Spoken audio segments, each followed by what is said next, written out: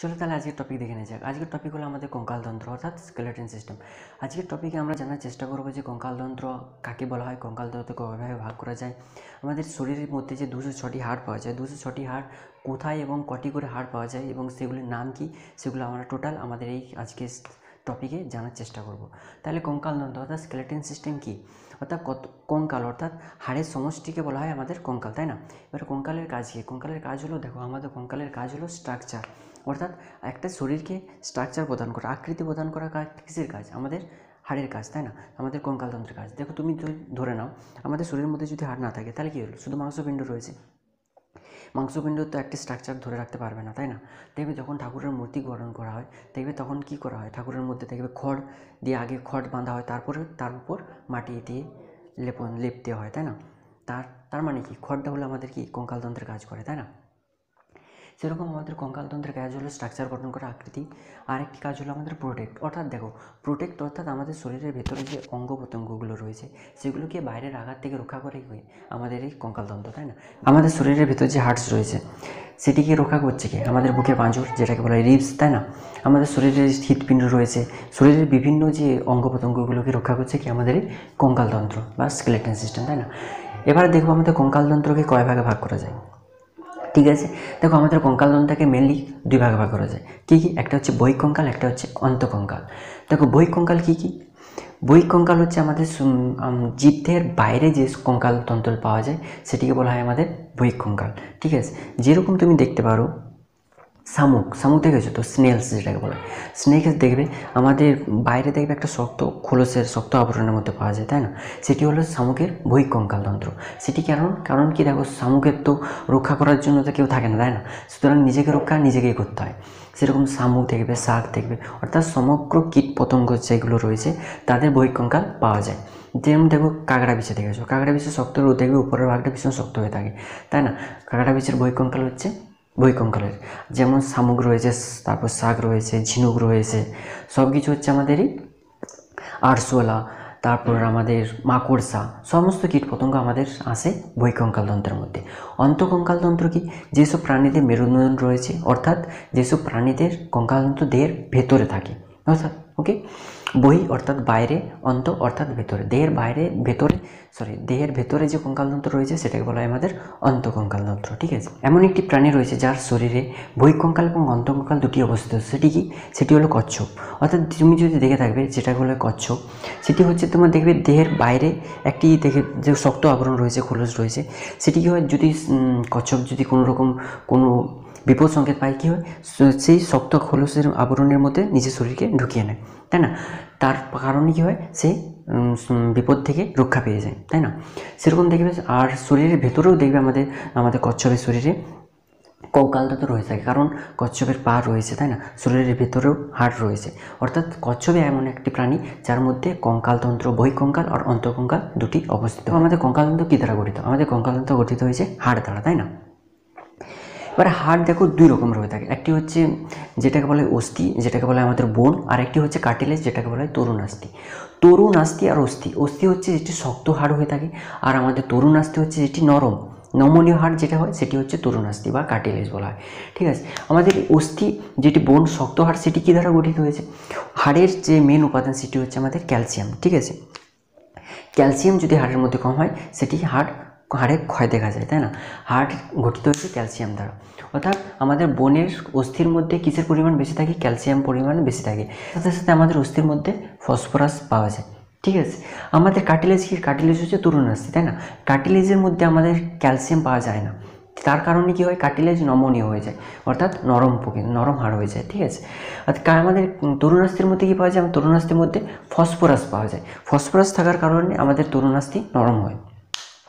Cartilage আমাদের দেহে কোথায় কোথায় পাওয়া যায়? দেখো কার্টিলেজ আমাদের দেহে নাকের যে হাড় পাওয়া যায় সেটি হচ্ছে আমাদের কার্টিলেজ, কানের হাড় আমাদের কার্টিলেজ। ঠিক আছে, অর্থাৎ দেখো কানটাকে মোড়া হয়েছে, যত করো কান নমনীয়, অর্থাৎ যেদিকে খুশি তোমরা নাড়াতে পারো, তাই না? সেটি হচ্ছে আমাদের কার্টিলেজ অর্থাৎ তরুণাস্থি। আমাদের হাড় যেগুলো আমাদের শক্ত হাড় সেটি হচ্ছে আমাদের বোন অর্থাৎ অস্থি। ওকে, একটি হাড় বা অস্থিকে তুমি নাও, দেখবে ভেতরে দেখবে ফাঁপা থাকে না, ভেতরটা দেখবে ফাঁকা থাকে না, তাই না?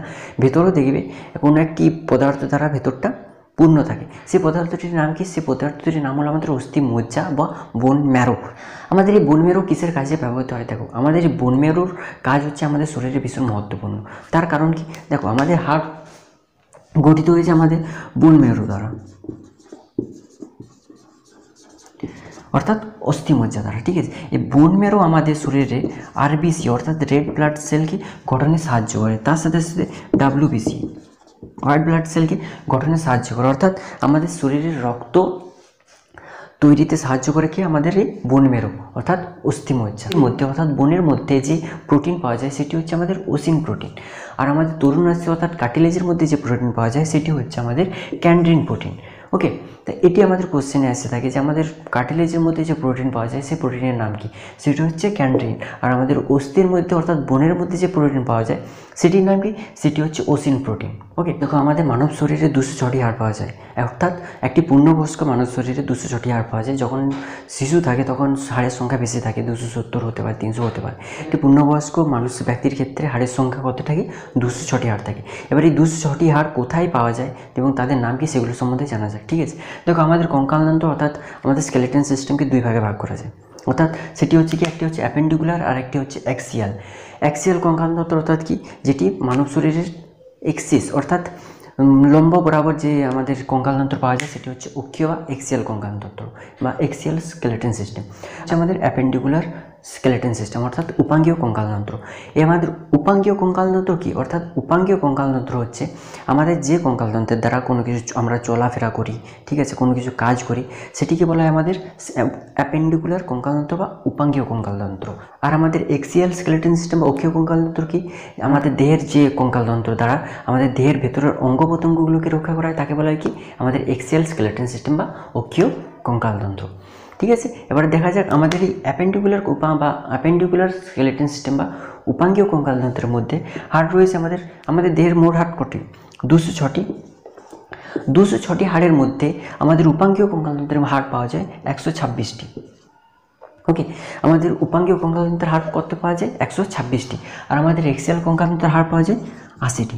ওকে, এবারে যে 126টি হাড় কোথায় পাওয়া যায় সেটি জানা যাক। দেখো আমাদের 126টি হাড় অনেক মনে হচ্ছে, কিন্তু সেটি কিছুই না।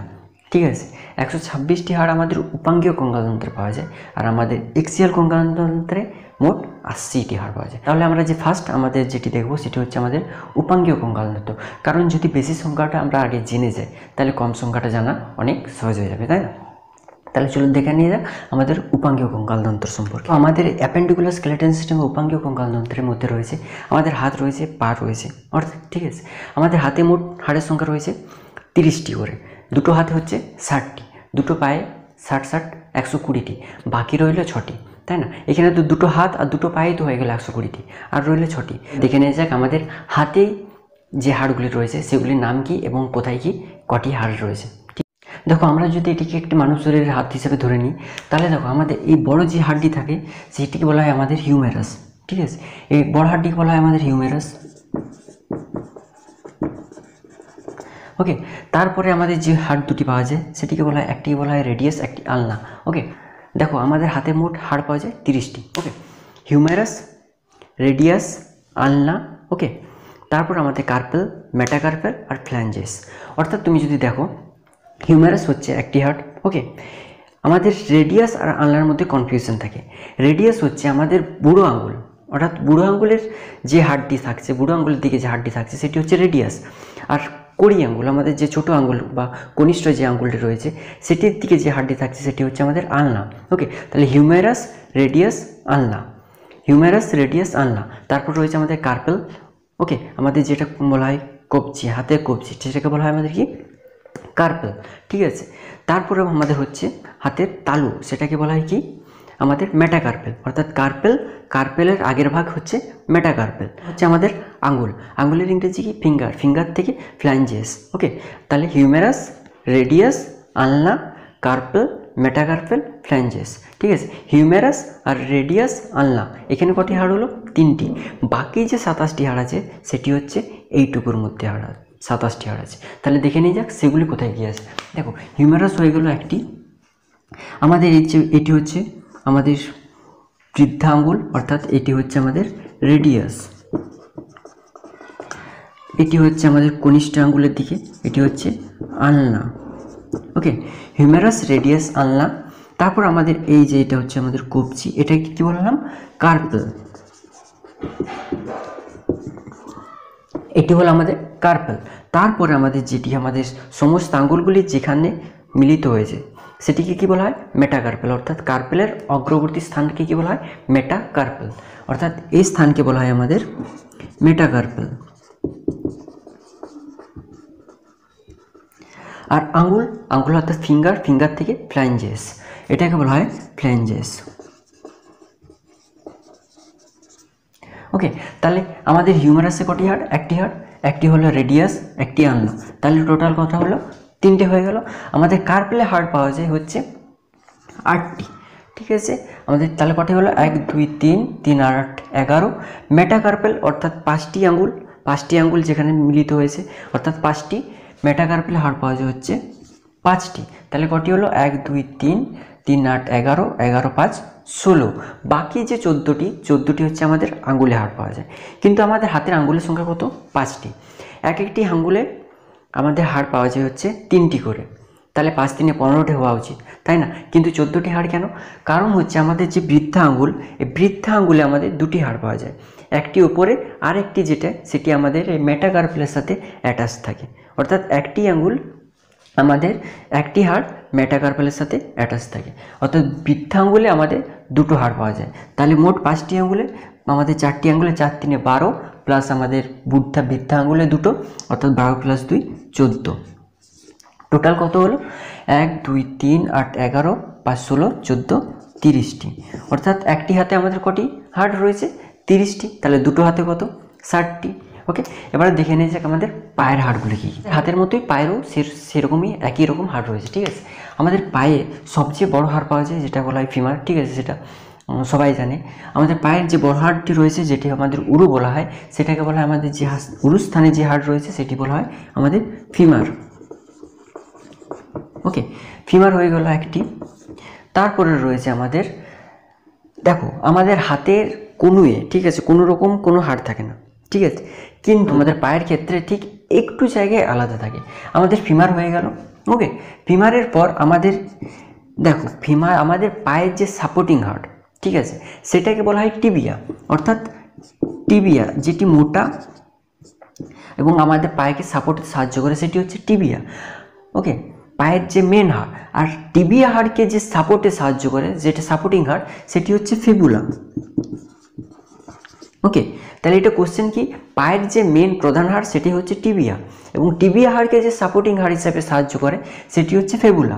ওকে, এবারে দেখো আমাদের হাতে যেরকম ছিল কবজি, পায়ে সেরকম তো কবজি না, পায়ে কি থাকে? গোড়ালি, তাই না? গোড়ালিটিকে বলা হয় আমাদের টার্সাল। ওকে, গোড়ালিটা বলা হয় টার্সাল। এবারে গোড়ালির আগের ভাগকে কি বলা হয়? মেটাটার্সাল। হাতের মতোই যেরকম হাতে কার্পেল ছিল, হাতের আগের পোর্শনকে কি বলা হয়? মেটাকার্পেল।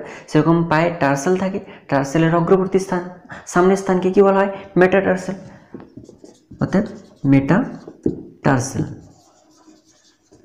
ওকে, যেরকম মেটাটার্সালের আমাদের হাতে কি ছিল? আমাদের মেটাকার্পেল, তারপর কি ছিল? আঙ্গুল, ফ্ল্যাঞ্জেস।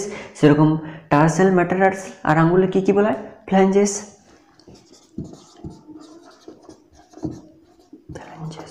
ওকে, দেখো এবারে হচ্ছে ফিমার একটি হয়ে গেল, আমাদের টিবিয়া একটি, ফিবুলা একটি, 3টি হয়ে গেল।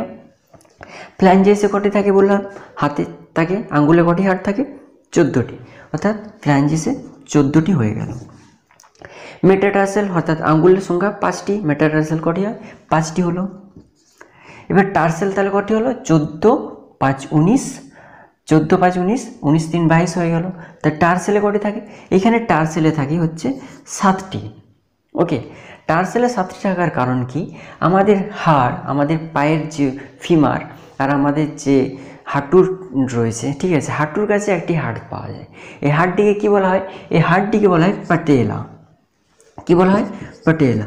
ঠিক আছে, এই হাড়টি থাকার কারণে আমাদের টার্সেলের থেকে একটি হাড় প্যাটেলাতে চলে গেছে। ঠিক আছে, সেই জন্য টার্সেলের হাড়ের সংখ্যা কটি হয়ে গেছে? 7টি হাড়ের সংখ্যা হয়ে গেছে। হাতে তো কোনো রকম হাড় থাকেনি, তাই না?